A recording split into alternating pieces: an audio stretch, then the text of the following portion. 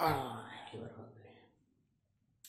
নমস্কার, প্রত্যেককে স্বাগত জানাই। বাংলাদেশের কিছু অংশ আরাকান আর্মি এই মুহূর্তে দখল করে নিয়েছে, যেটা মেন স্ট্রিম মিডিয়ায় দেখানো হচ্ছে না। বাংলাদেশের কোনো মিডিয়াতে এই খবর কিন্তু দেখানো হচ্ছে না। চিন্তার বিষয়, বাংলাদেশের জন্য একটা চিন্তার বিষয়। ভয়ে কাঁপছে বাংলাদেশের প্রত্যেকটা সৈন্যরা। তাদের ক্ষমতা নেই, আরাকান আর্মির সঙ্গে তারা যুদ্ধ করবে সেই ক্ষমতা নেই এবং সেই অস্ত্র ভাণ্ডার নেই। এবং তারা এবার বড় বড় কটূক্তি করছে মেন স্ট্রিম মিডিয়ায় যে ভারত দখল করবে, শহর কলকাতা দখল করবে এবং 4 দিনের মধ্যে কলকাতার বিভিন্ন জায়গা দখল করবে। আমি সেই বিষয় বাদ দিচ্ছি। এবার আমি আসছি যে আরাকান আর্মি কারা এবং কেনই বা বাংলাদেশের কিছু কিছু জায়গা আরাকান আর্মি দখল করতে চাইছে এই মুহূর্তে। এতদিন ধরে আরাকান আর্মির কোনো মাথা চাড়া ছিল না, হঠাৎ করে কেন বাংলাদেশ দখল করতে চাইছে? নিশ্চয়ই কোনো কারণ রয়েছে, নিশ্চয়ই বাংলাদেশের কোনো দোষ রয়েছে, গাফিলাতি রয়েছে। আরাকান আর্মি কারা ছোট্ট করে বলে দিই, তারপরে কেন দখল করতে চাইছে এবং কেন ভয়ে কাঁপছে ডক্টর ইউনূস। দেখুন, আরাকান আর্মি হচ্ছে মায়ানমারের কিছু উপজাতি।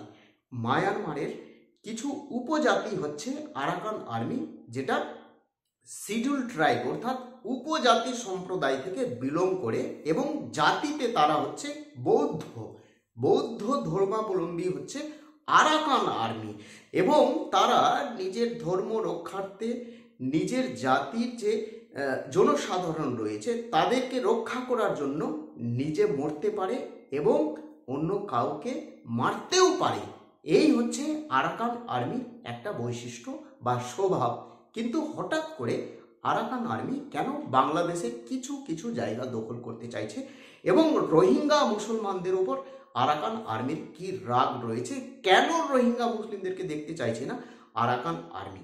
দেখুন, কিছুদিন আগে বাংলাদেশে আগস্ট মাস থেকে বাংলাদেশে যে এই ধরনের উত্তেজনা, সরকারি সম্পত্তি ভাঙচুর এবং বিশেষ করে বাংলাদেশে যারা সংখ্যালঘু সম্প্রদায় রয়েছে, সংখ্যালঘু বলতে ও মুসলিম সম্প্রদায়, সেখানকার সংখ্যালঘু বলতে ও মুসলিম সম্প্রদায়, যেমন হিন্দু, জৈন, বৌদ্ধ, খ্রিস্টিয়ান এবং যত ও মুসলিম সম্প্রদায় রয়েছে সেখানে কিন্তু সংখ্যালঘু সম্প্রদায় নামে পরিচিত। বিষয়টি হচ্ছে হিন্দুদের মন্দির ভাঙচুর করা হচ্ছে, ধার্মিক স্থল ভাঙচুর করা হচ্ছে, তাদের যে উপাসনা কেন্দ্র সেই সমস্ত উপাসনা কেন্দ্র ভাঙচুর করা হচ্ছে। ভারত কিন্তু চুপচাপ রয়েছে, কিছু বলছে না। ওই সামান্য এই বাণিজ্যিক যে বিষয়গুলো রয়েছে সেটা কিন্তু বন্ধ করেছে। কিন্তু এই বিষয় নিয়ে আরাকান আর্মি কিন্তু কোনো মতেই সহ্য করতে পারছে না। কোন বিষয় নিয়ে? দেখুন, আগেই বললাম ভিডিওতে যে আরাকান আর্মি হচ্ছে বৌদ্ধ সম্প্রদায় থেকে, অর্থাৎ বৌদ্ধ সম্প্রদায়ের উপর কোনো রকম অত্যাচার আক্রমণ হলে তারা কিন্তু কোনো মতে সহ্য করতে পারে না। এই হিন্দু সম্প্রদায়ের যে মন্দির ভাঙচুর করা হয়েছে তার সঙ্গে সঙ্গে বাংলাদেশের জিহাদিরা কি করেছে? বৌদ্ধ সম্প্রদায়ের যে মন্দির, মঠ বা ধার্মিক স্থল রয়েছে বা উপাসনা কেন্দ্র রয়েছে তার উপর কিন্তু আক্রমণ করেছে এবং বৌদ্ধদের ধার্মিক স্থল কিন্তু ভাঙচুর করা হয়েছে এবং বৌদ্ধ ধর্মাবলম্বী বাংলাদেশে যারা রয়েছে তাদের উপর অন্যায়ভাবে অত্যাচার করা হয়েছে এবং তাদের যে বাড়ির যে মহিলা, তাদের বাড়ির মহিলাকে রাতের অন্ধকারে তুলে নিয়ে গিয়ে শ্লীলতাহানি বা ধর্ষণের মতো আচরণ করেছে। এই নিয়ে কিন্তু আরাকান আর্মির বাংলাদেশের উপর প্রচুর রাগ এবং আরাকান আর্মি এই মুহূর্তে বাংলাদেশের যেটা নাফ নদী রয়েছে, যার উৎপত্তি স্থল হচ্ছে মায়ানমার এবং চট্টগ্রাম জেলার পাশ দিয়ে সেই নাফ নদী কিন্তু বঙ্গোপসাগরে গিয়ে মিশেছে এবং সেখানে সেন্ট মার্টিন দ্বীপ রয়েছে।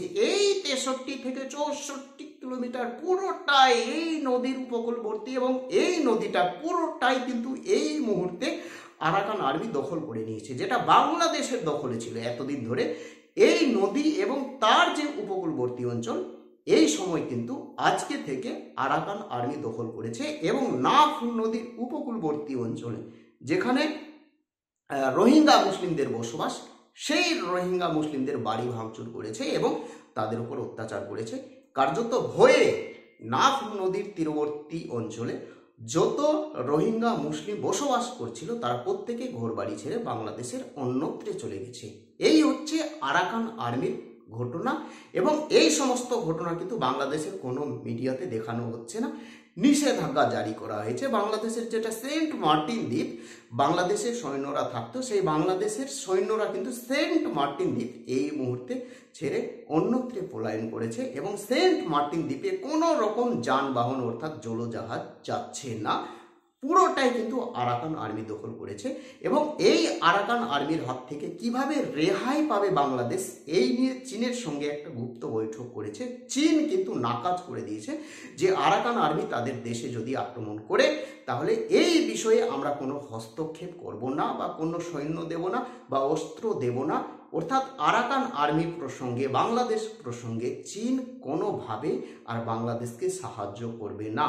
আগামীকালকে বা পরশু দিন ভারত, চীন এবং বাংলাদেশের একটা বৈঠক হতে চলেছে যে আরাকান আর্মির হাত থেকে কিভাবে রেহাই পাবে বাংলাদেশ, অর্থাৎ সাহায্যের জন্য ভিক্ষা চাইতে চলেছে এই বৈঠকে। কিছু জানার থাকলে আমাকে জিজ্ঞেস করবেন, কমেন্ট বক্সে কমেন্ট করবেন। নতুন হয়ে থাকলে চ্যানেলটিকে সাবস্ক্রাইব করে দেবেন। ভালো থাকবে, সুস্থ থাকবে। জয় হিন্দ।